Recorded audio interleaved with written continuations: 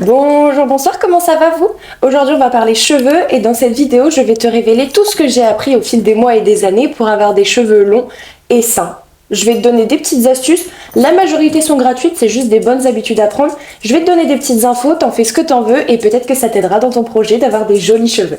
Premièrement, je vais te parler de mon parcours capillaire, je vais t'expliquer un petit peu ce que j'ai fait avec mes cheveux pour que tu vois un petit peu où on était, où est-ce qu'on arrive. Depuis toute petite, j'avais les cheveux très longs, j'ai gardé mes cheveux longs très longtemps, mais on n'était pas sur des cheveux longs très bien entretenus parce qu'à l'époque j'avais 14-15 ans, aucune connaissance sur le sujet, je voulais des cheveux longs, je les laissais pousser, j'allais pas chez le coiffeur, ça s'arrêtait là. Et puis en 2016, j'ai eu une période de passage à vide, on va pas reparler de santé mentale sur cette vidéo, mais j'ai eu une période de passage à vide et j'avais complètement envie de changer de tête. Donc je me suis dit, quoi de mieux que de faire rouge. Donc j'ai commencé petit à petit, sans décolorer mes cheveux, à faire un rouge rubis à la maison que j'avais acheté. Et au début c'était bordeaux, violine, et puis après petit à petit c'est devenu de plus en plus rouge, jusqu'à frôler le rose fuchsia. J'étais super contente de ce rouge, ça m'allait super bien, j'étais trop... Et j'aimais trop ce rouge, mais ça m'a ruiné les cheveux. Donc je suis passée de cheveux en dessous de la poitrine, quasiment aux fesses, et je les coupais régulièrement, jusqu'à ce qu'un jour j'aille chez le coiffeur et que le coiffeur me dise Si vous faites encore une teinture rouge, vous n'avez plus de cheveux sur la tête. tellement j'avais des cheveux cassés, cassants, fragilisés, c'était une catastrophe. Donc je me suis retrouvée avec un carré ici. C'était une angoisse totale. J'aimais pas du tout. Il faut savoir que ma nature de cheveux, c'est des cheveux ondulés. Donc les cheveux ondulés, on est quand même sur du volume. Enfin, personnellement, j'ai du volume. Et beaucoup de frisottis. Donc un carré, quand je sors de chez le coiffeur, bien brushingé, c'est super sympa. Mais le lendemain du shampoing, bah, ça gonflait comme ça et c'était une catastrophe. J'aimais pas du tout. J'ai donc refait une coloration brune et j'ai abandonné mon projet du rouge. Sachant qu'il faut savoir également que le rouge, c'est énormément d'entretien. Vraiment, c'est beaucoup d'entretien. Moi, au bout de 2-3 shampoings, à force de faire des couleurs, mon cheveu il était complètement mort en fait, donc il en pouvait plus. Du coup, au bout de un shampoing, la coloration elle glissait et je me retrouvais orange, verte, jaune. Enfin, c'était une catastrophe. Donc je refaisais une teinture. À ne pas faire. Après être arrivée au point de non-retour où j'ai dû faire ce fameux carré extrêmement court, j'ai décidé de refaire un brun, j'ai abandonné mon rouge et je suis restée comme ça pendant de nombreuses années. Les mois ont passé, mes cheveux ont recommencé à pousser, petit à petit. À ce moment-là, j'en prenais pas encore vraiment grand soin puisque selon moi, à ce moment-là, je me disais qu'un carré n'avait pas besoin de beaucoup de soins, ce qui, je le pense encore toujours. Un carré, t'as quand même moins besoin de soins. On m'appelle. Puis mes cheveux ont commencé à pousser, mais je trouvais ça tristoun. Je trouvais ça triste. Quand tu passes d'un rouge feu à un brun comme ça sans rien faire, bah j'avais un peu de mal et j'avais encore besoin de ce petit truc de fantaisie. Donc j'ai choisi de sacrifier une seule mèche. À défaut de faire toute la tête, je me suis dit je vais me faire une mèche rouge derrière. Donc pendant plusieurs années, j'ai eu une mèche rouge, juste une, derrière, à l'arrière de ma tête. Ce qui fait que quand j'attachais mes cheveux, on la voyait. Quand ils étaient détachés, elle se fondait dans le reste de mes cheveux. Ça se voyait pas spécialement qu'elle était abîmée, puisque j'en faisais quand même beaucoup moins. C'est pas grave si elle était un petit peu rousse. Et je suis restée comme ça un moment. Ensuite, je suis tombée enceinte, donc j'ai arrêté toutes ces histoires de coloration. J'ai complètement laissé ça de côté. Et pendant ma grossesse, j'ai pris la décision de donner mes cheveux. J'avais les cheveux, je pense, longs comme ceux-là, à peu près, comme aujourd'hui. Et pendant ma grossesse, j'avais besoin de changement, je me reconnaissais pas du tout, j'avais pris 23 kilos, je me sentais pas top dans mon corps, je me sentais pas top et je me suis dit, j'ai cette chance aujourd'hui d'aller mieux, j'ai cette chance aujourd'hui je vais devenir maman et j'ai envie de faire une bonne action, j'ai envie de faire un truc chouette qui peut aider les femmes. Et donc je me suis dit que j'allais donner mes cheveux. Donc je suis allée chez le coiffeur et je suis ressortie avec un carré ici et j'ai donné 25 cm de cheveux à une association pour faire une perruque pour les femmes atteintes de cancer puisque les perruques sont excessivement chères. Donc c'était mon petit moyen à moi d'aider. Ensuite, j'ai gardé ce carré pendant... j'ai fait ce carré en novembre, j'ai accouché en décembre. En janvier, je me suis recoupé les cheveux encore plus courts parce que j'avais besoin d'encore plus de changements. Postpartum, je m'aimais pas du tout, j'allais pas bien à ce moment-là. Donc j'ai recoupé encore plus court mon carré pour revenir à un carré ici que j'ai très vite regretté. J'ai très vite regretté ce carré parce que je ne m'aimais pas du tout. Il faut savoir que ayant souffert d'anorexie, Je souffre parfois, je sais plus exactement le mot, vous m'excuserez, je sais plus si c'est dysmorphie ou dysmorphophobie. Mais je me vois pas comme je suis. Et en fait, avec un carré, voilà, j'avais la sensation d'avoir un gros visage. À ce moment-là, j'avais beaucoup d'acné. Et du coup, j'avais l'impression qu'on ne voyait que mes boutons. Que mes boutons. Et c'était très compliqué à vivre. Donc, j'ai décidé de refaire une couleur. Mais je me suis dit, on ne refait pas les mêmes erreurs. On ne refait pas toute la tête, puisqu'on sait que ça finit mal. Je me suis dit, je vais faire qu'une mèche. Et cette fois, j'ai fait cette mèche-là, que je pense, on voit encore, puisqu'aujourd'hui, elle est blonde. Elle est par là, quelque part. Et j'ai fait cette mèche rouge. J'ai refait ma mèche rouge sur le côté, qui a finalement fini par décolorer, puisque la coloration que j'utilisais, elle avait beaucoup d'oxydants, ce qui fait que ça décolorait en même temps que ça colorait. Donc elle a beaucoup décoloré, elle a fini rousse. J'en ai profité, je l'ai décolorée jusqu'à arriver à un jaune horrible. Ensuite, j'ai mis un autre truc. À ce moment-là, il y a une coiffeuse qui m'aidait. J'ai mis un autre truc pour avoir une mèche grise. Donc j'ai eu une mèche grise, mais c'est impossible à entretenir. Surtout pour une mèche, tu vas pas acheter un shampoing spécial couleur, tu vois. Donc j'ai eu une mèche grise, qui après est devenue blonde, qui après est devenue violette, puisque j'ai fait du violet, et qu'après j'ai laissé pousser. Donc que j'ai laissé pousser parce que j'ai refait une décoloration et j'ai commencé à perdre tous mes cheveux. Genre j'étalais la décoloration et mes cheveux partaient comme ça. Donc aujourd'hui cette petite mèche repousse, je vous parle de ça, ça fait plus d'1 an. Je ne l'ai jamais recolorée, je l'aime bien. Je sais pas pourquoi j'aime, et comme vous pouvez voir, je sais pas si vous allez voir à la caméra, c'est que de la paille. Cette mèche blonde, vraiment, c'est que de la paille. Donc on la laisse pousser tranquillement, mais je l'adore.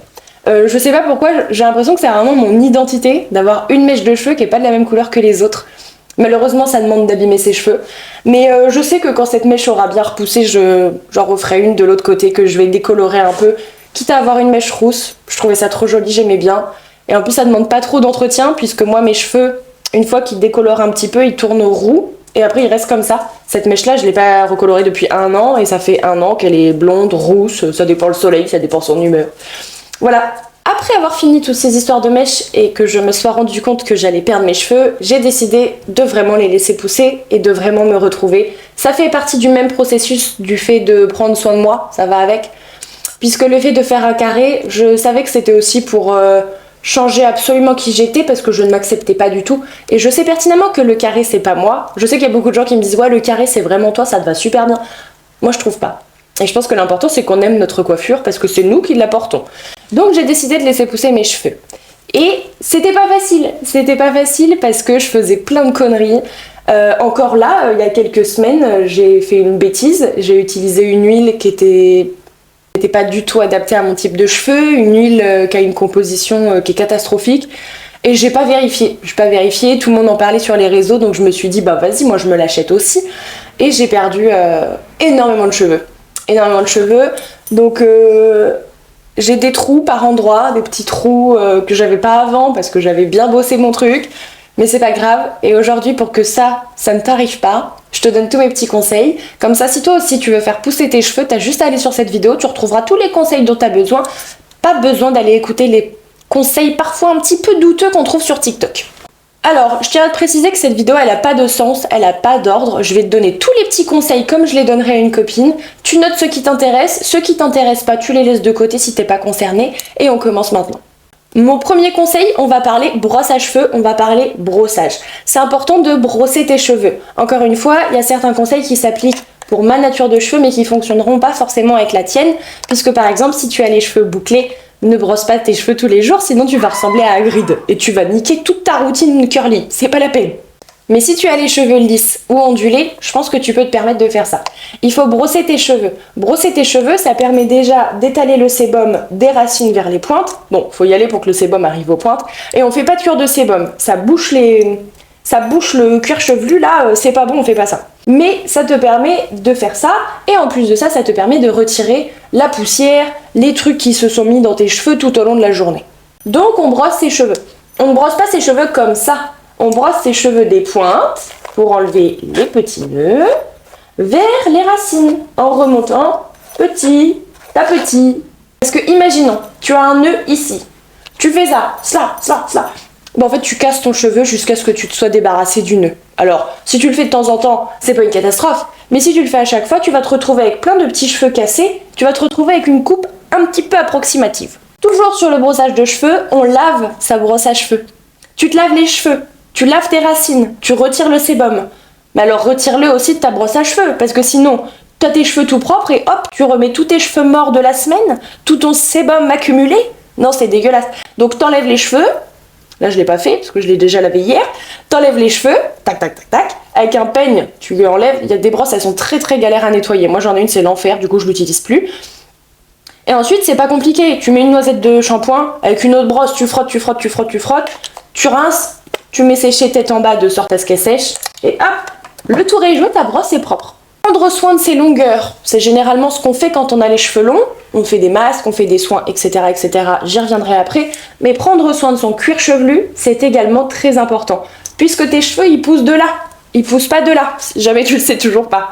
Donc c'est important de prendre soin de ton cuir chevelu. Chaque cuir chevelu a des problématiques différentes. Il y a des femmes, des personnes qui vont avoir des problèmes de cuir chevelu gras, de cuir chevelu avec des démangeaisons, des pellicules, des cuirs chevelus secs. Voilà, chaque cuir chevelu a sa problématique, à toi de trouver la tienne et si tu n'en as pas, tant mieux. T'es pas obligé d'avoir une problématique. Pour ma part, j'ai un cuir chevelu sec avec des démangeaisons et des pellicules. Oui, bon bah autant te dire que ça n'aide pas. J'ai consulté plusieurs fois parce que j'avais peur d'avoir une dermatite ou des choses comme ça. Il s'avère que pas du tout. Mon médecin m'a dit qu'il n'y avait rien, Le dermato m'a dit qu'il n'y avait rien. Ça peut être dû à l'anxiété, ça peut arriver. Ça peut être dû à l'anxiété ou tout simplement à je sais pas quoi, le pH dans mes cheveux, nanana. Enfin bref, en gros, je peux rien y faire. Genre... Voilà, c'est comme ça, il n'y a rien de grave, c'est juste des pellicules et un cuir chevelu sec. C'est comme les personnes qui ont la peau sèche ou la peau grasse, bah moi c'est pareil avec mes cheveux, je peux rien y faire. Pour prendre soin de celui-ci, j'ai longtemps fait des bains d'huile, je te donne mes petits conseils bains d'huile. Déjà, tu dois trouver une huile qui est adaptée à ton cheveu et à ta porosité. Certaines huiles sont très très lourdes, tandis que d'autres huiles sont considérées comme plus légères. Pour trouver ta porosité, je te laisse regarder sur internet parce que là-dessus je suis pas une pro. Moi j'ai fait la technique du verre d'eau, où avec un cheveu, tu mets ton cheveu dans le verre d'eau. Si le cheveu flotte, c'est que tu as une très faible porosité. S'il est au milieu du verre, c'est que tu as une porosité moyenne. Et si ton verre coule, c'est que tes cheveux sont très poreux. Voilà. Moi, je sais que le mien, il flotte. Ah oui, il n'a pas du tout envie d'aller dans l'eau, donc j'utilise des huiles légères, du coup. Les huiles, c'est la devise, c'est less is more. Si tu parles pas anglais comme moi, ça veut dire moins c'est mieux, en gros. L'huile, tu badigeonnes pas toute ta tête d'huile. Le but, c'est pas de faire des frites demain au repas de famille, tu vois. Le but, c'est de nourrir ton cuir chevelu sans l'étouffer. Quand tu mets ta crème hydratante, tu mets pas un giga truc et tu fais pas comme ça, tu vois. C'est pareil pour tes cheveux. Donc ton huile, tu prends ta pipette, ton pchit, je sais pas ce que tu utilises, et tu positionnes à des endroits stratégiques. Donc moi par exemple je mets là parce que je sais que je suis un peu ici, il se casse vite parce que je m'attache souvent les cheveux. Moi j'en mets une goutte là, une goutte là, une goutte là, une goutte au centre de la tête et une goutte derrière. Et ensuite on masse. Sache que le massage c'est extrêmement important puisque ça va stimuler toutes les petites terminaisons nerveuses, ça va stimuler la circulation sanguine et ça va favoriser la pousse. Donc tu masses tes cheveux. Sache que même devant la télé, devant cette vidéo, au taf, je ne sais pas, quand tu t'ennuies, que tu as 2 minutes, tu peux te masser les cheveux. Tu fais juste des petits mouvements circulaires comme ça, de temps en temps, ça aère les racines et ça permet de stimuler la pousse. Le massage crânien c'est vraiment sous-côté mais ça marche de zinzin. J'aurais dû ranger mes conseils par thème, genre cuir chevelu, pointe et tout, parce que là c'est le bazar. Ensuite on va parler shampoing, on va parler séchage et je vais te donner mes petites astuces. Pour le séchage des cheveux, moi j'utilise une serviette en microfibre. Parce que ça agresse moins le cheveu, ça casse moins le cheveu, donc je préfère et je vais t'expliquer comment je procède. Je vois encore beaucoup de gens qui sèchent leurs cheveux comme ça, tu sais comme ça là. Mais ça va pas bien la tête, hein. Dites-vous qu'un cheveu, ça c'est un cheveu. Un cheveu c'est plein de petites écailles comme ça. Si tu fais ça, qu'est-ce que tu fais? Bah tu casses toutes les écailles de ton cheveu. Et après, tu vas faire quoi? Tu vas dire ouais, je comprends pas, mes cheveux ils sont grave abîmés alors que j'ai fait un masque hier. Oui, mais madame, si tu frottes les écailles comme ça, Ça va pas ou quoi? Mets-toi à la place de cette petite écaille 2 minutes. Donc tu frottes pas, tu tapotes comme ça. Genre là, hop, là, et tu fais ça. On tapote et on descend. Et ça, tu peux le laisser poser sur ta tête un petit peu le temps que ça sèche, tu vois. Le truc que tu ne sais pas, que j'ai longtemps ignoré également, que j'ai appris il y a 2 ans maintenant, et que je dis à tout le monde, il faut sécher tes cheveux au sèche-cheveux. Et oui, je sais. Tout le monde répète qu'il faut fuir les sources de chaleur, qu'il faut surtout pas sécher ses cheveux au sèche-cheveux.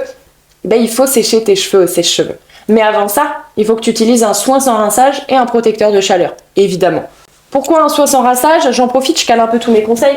Pourquoi un soin sans rinçage? Parce que tes cheveux, on n'oublie pas que c'est quand même une nature morte. Donc arrivé à une certaine longueur, elles ont besoin d'entretien parce que tes longueurs, en l'occurrence cette longueur-là, c'est la longueur qui est la plus compliquée, puisqu'elle frotte sans cesse. Elle frotte dans les manteaux, elle frotte sur ton pull, quand tu es assise sur une chaise, quand tu es assise dans le canapé. Bref, ça frotte.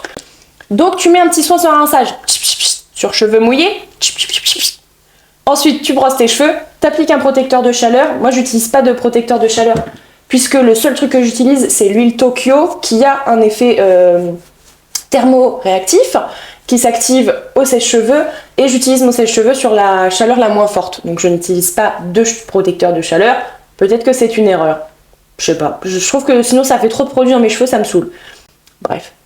Pourquoi sécher ses cheveux au sèche-cheveux? Parce que comme je te l'ai dit, le cheveu, c'est un ensemble de petites écailles. Pour faire très simple, hein, on n'est pas là pour faire un cours scientifique. Venez pas me taper dessus, les professionnels de la coiffure. Tes cheveux, pour faire très simple, c'est plein de petites écailles. Un lézard, quoi. Tu vois, un petit lézard. Quand tu sors de l'eau, toutes tes petites écailles, elles sont un petit peu dans les airs, on va dire. Elles sont toutes ouvertes, puisque généralement, tu te laves les cheveux à l'eau chaude et que le chaud, ça fait gonfler ton cheveu, donc ça écarte tes petites écailles.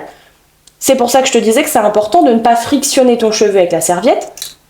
Et c'est pour ça que c'est important de sécher ton cheveu. Puisqu'en séchant ton cheveu avec le sèche-cheveux, les petites écailles, elles vont se refermer et ton petit cheveu va être, entre guillemets, protégé, quoi. Donc on sèche ses cheveux, parce qu'un cheveu mouillé est un cheveu qui est fragilisé, qui est beaucoup plus fragile, tout simplement, et qu'on sait tous que certains cheveux prennent beaucoup de temps à sécher. Donc si tu passes toute la journée avec les cheveux mouillés, bah ton pauvre cheveu, il trinque un peu, tu vois. Donc tu le sèches au sèche-cheveux.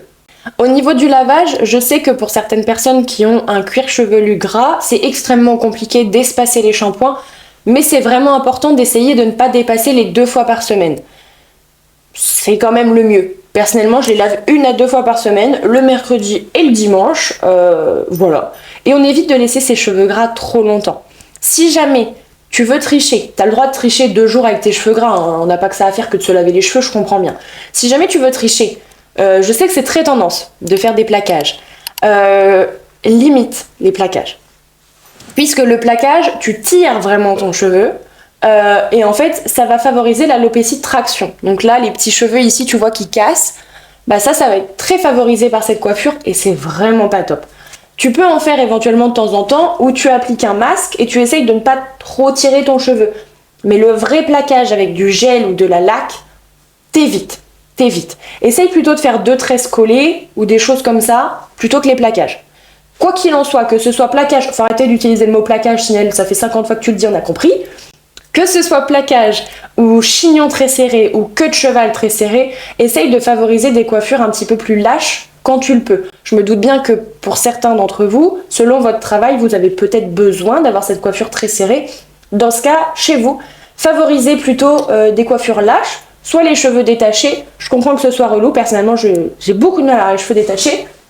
Donc dans ces cas-là, favorisez des accessoires capillaires qui ne ruinent pas vos cheveux, comme cet élastique. Cet élastique-là, c'est le démon sur terre. Le petit bout en métal, il te coupe littéralement les cheveux et tu te retrouves avec des cheveux cassés partout. Donc on favorise des élastiques comme ça, des gros chouchous comme ça. Celui-là, il est en satin ou en soie, je ne sais plus, mais vous pouvez prendre des chouchous classiques, hein, ça peut être en tissu classique. Il n'y a pas de métal, donc ça ne casse pas le cheveu, c'est un élastique qui est souple. Ou alors les pinces. Pareil, ça évite des marques, enfin voilà. Vous essayez de favoriser ça. On limite les sources de chaleur. Je tiens à préciser que le sèche-cheveux ne fait pas partie des sources de chaleur, puisque le sèche-cheveux, ça souffle pas un air de 180 degrés, tu vois. Ça te souffle un petit air chaud d'été. Au pire, un air très chaud que tu n'utilises pas parce que ça te brûle le cuir chevelu au bout de 3 secondes. Donc ça ne compte pas. Par contre, tu limites les sources de chaleur telles que le lisseur, le boucleur. Bah, il n'y a que ça.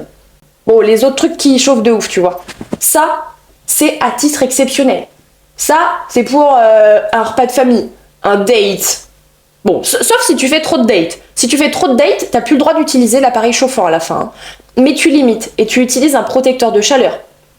Parce que tu crames tes cheveux, tout simplement. Quand tu fais des gaufres, ça te viendrait à l'idée de mettre tes cheveux dans l'appareil? Non, alors arrête de faire ça! Hydrater autant les pointes que le cuir chevelu, et bah ça j'en ai parlé tout à l'heure. L'importance de faire des masques, moi je n'en faisais jamais. J'en faisais jamais parce que ça me saoulait de laisser poser un truc 5 minutes sous la douche. J'avais l'impression de perdre un temps genre considérable. Mais bon bah maintenant je le fais parce que j'ai bien compris que mes cheveux en avaient besoin, donc c'est pas grave. Je le fais pendant qu'il pose, j'en profite pour me laver les dents, le corps, épilation et tout le tintouin. Le temps passe plutôt vite, ça se fait bien. Un petit tips encore une fois qui ne coûte 0 €, c'est de faire des coiffures protectrices. Protectrices. T'as compris? Quand tu fais dodo, quand tu vas faire dodo, ou même au quotidien, faire des coiffures protectrices. Une coiffure protectrice, qu'est-ce que c'est? C'est une coiffure qui va éviter la casse de ton cheveu et les frottements. Donc c'est une coiffure qui va protéger ton cheveu. En coiffure protectrice, tu as la tresse, la fameuse. Personnellement, c'est celle que j'utilise le plus. Soit tu te fais une tresse derrière, comme ça, tu fais une tresse, assez lâche, hein, tranquillou bilou. Hein. Soit tu fais une tresse de chaque côté, et si tu ne veux pas faire de tresse parce que tu ne veux pas avoir de mouvement de type ondulation sur tes cheveux, ce que je comprends, pas de soucis, j'ai une technique pour toi. Tu fais un chignon haut. Je sais pas pourquoi je te fais une imitation, je pense que tu sais faire un chignon haut. Tu fais un chignon haut, mais lâche. Tu vois, on serre pas la tête là, le mien il est beaucoup trop serré. Hop, tu fais un chignon haut, comme ça. Ce qui fait que ça va être sur l'oreiller, mais pas tes pointes qui sont les plus fragiles. Ça, ou sinon, une queue de cheval. Pareil, une queue de cheval assez haute, assez lâche, de sorte à ce que tes cheveux soient protégés. Et en combo avec mes tips par rapport aux coiffures protectrices, tu peux utiliser sinon un bonnet en soie. Alors, il paraît que la soie c'est le mieux, mais on va pas se mytho, ça coûte super cher. Donc moi je te donne une petite astuce, il y a le satin. Le satin, t'auras pas les mêmes effets que la soie, évidemment, mais ton porte-monnaie sera content, et le jour où tu auras un petit peu plus de moyens, tu pourras te faire plaisir avec une thé d'oreiller en soie. En attendant, il existe des bonnets en soie ou en satin, avec lesquels tu peux dormir. Personnellement, j'arrive pas à dormir avec ça. Donc j'ai privilégié la thé. Donc j'ai une thé d'oreiller qui est en satin. C'est beaucoup plus doux pour le cheveu, ça évite la casse, c'est bon aussi pour la peau, les rides et tout ça. Voilà, donc encore une fois, je le répète, le satin c'est quand même moins bien que la soie, mais on fait selon notre budget. Personnellement, j'ai pas les moyens d'avoir une thé d'oreiller à 70 balles. Voilà, sorry. Alors, on en est où? Ah oui, j'ai oublié de dire ça. Quand tu fais tes masques sous la douche, tu sais, tu fais ton shampoing, on fait 2 shampoings. En petite quantité, vide pas toute ta bouteille, c'est pas la peine. Tu vois, là j'ai ma bague, c'est parfait comme exemple. Ça de shampoing, moi ça me suffit. Ça, là. Et j'en fais 2. Pour le masque, on essore ses longueurs. On n'essore pas simplement ses longueurs comme ça, on essore ses longueurs avec la serviette. Donc on tapote, on enlève un maximum l'excédent d'eau. Et ensuite on applique son masque, pareil, en petite quantité, on n'est pas obligé d'en mettre 50 kg, sinon t'as juste les cheveux gras en sortant de la douche, c'est vraiment parce qu'on a envie, je te le dis. On met son masque, ensuite on se munit de sa brosse préalablement lavée, et on refait des pointes, pas vers les racines, sinon ton masque il va te graisser les racines, donc des pointes vers le milieu, à peu près tu restes au niveau des pointes et des longueurs, et tu brosses pour répartir le masque uniformément. Et tu as essoré tes cheveux au préalable pour éviter de diluer ton masque. Puisque si tu appliques un masque, que tu te donnes la peine d'appliquer un masque, j'en perds mes mots. Si tu te donnes la peine d'appliquer un masque, c'est quand même bête de ne pas essorer tes cheveux, puisque du coup le masque va être complètement dilué et évidemment perdre de ses effets. Voilà. Ah, j'ai oublié de dire ça. Quand tu fais ton shampoing, tu laves le cuir chevelu. Tu ne laves pas tes pointes. Je ne veux pas te voir faire ça. C'est une grosse erreur. Horrible. Et là, tu vas me dire, ouais, Sinaï, ça fait beaucoup de petites erreurs où on abîme nos pointes. Imagine, si tu fais toutes ces erreurs, la gueule de tes pointes à la fin de l'année, mais elles en peuvent plus. Hein. T'as plus qu'à aller chez le coiffeur, c'est terminé. Hein. Quand tu fais ton shampoing, tu laves que ton cuir chevelu. Le sébum, il est sur ton cuir chevelu. À la limite, un petit peu là, si vraiment t'as tardé à faire ton shampoing. Mais ton sébum, il n'est pas là. Donc, tu laves tes cheveux comme ça, tu rinces. hop, ça rince, ça coule sur tes longueurs en même temps, tu rinces. Le savon qui coule suffit amplement à nettoyer tes pointes, qui en plus de ça n'ont pas besoin d'être nettoyées. Moi personnellement, quand je me lave les cheveux, j'ai pas les pointes grasses. Donc tu fais ça, tu ne fais pas ça. Ça, tu ne fais pas ça là. Ça, les gens qui font ça là, tu ne fais pas ça. On ne fait pas ça. Voilà, excuse-moi, je m'agace. Excuse-moi, je reprends mon calme. Alors, qu'est-ce qu'on a d'autre après? Thé d'oreiller, je l'ai déjà dit. Boire suffisamment d'eau. Ça me paraît somme toute logique. On boit de l'eau. On boit de l'eau. Voilà. On boit de l'eau. Ensuite, couper tes cheveux. Ouais, je suis désolée. Faut couper tes cheveux tous les 5-6 mois. D'ailleurs, tu vois, le jour où je tourne cette vidéo, nous sommes le 10 octobre, c'est l'anniversaire de Lulu, il faut que je lui envoie un message après. Et je vais aller chez le coiffeur ce mois-ci, puisque ça fait 5 mois que je n'y suis pas allée, et j'ai décidé d'y aller tous les 5 mois. En y allant tous les 5 mois, globalement, à chaque fois, je coupe à peu près, ça. Ce qui n'est pas énorme, mais moi je le vois. Ce qui n'est pas énorme, mais qui me permet d'avoir toujours, depuis 2 ans maintenant, des cheveux sans fourche. Je n'ai jamais de fourche, je n'ai jamais des cheveux abîmés puisque je les coupe régulièrement. Si tu as des cheveux très longs et que tu as des fourches, la fourche c'est quand ton cheveu, tu sais, il est comme ça au bout. En fait, une fourche, c'est pas simplement une fourche, c'est que cette fourche, qu'est-ce qui va se passer si tu la coupes pas? Si juste tu fais des soins en te disant vas-y je vais la recoller, c'est pas possible. J'arrive à pas se recoller, un cheveu mort est mort. Voilà, désolée, je suis désolée de te le dire comme ça. Son cœur ne bat plus, c'est terminé. Une fourche comme ça, elle va pas rester comme ça. Une fourche comme ça, elle va se casser, encore. Tu vois, la fourche, elle va monter. Je peux pas te faire l'imitation parce que je vais me casser le doigt, mais une fourche, elle va continuer comme ça. Et ton cheveu va littéralement se dédoubler en deux et tu vas finir avec des petites queues de rats. Des petites queues de rats, pas du tout en bonne santé. Ce qui n'est pas le but.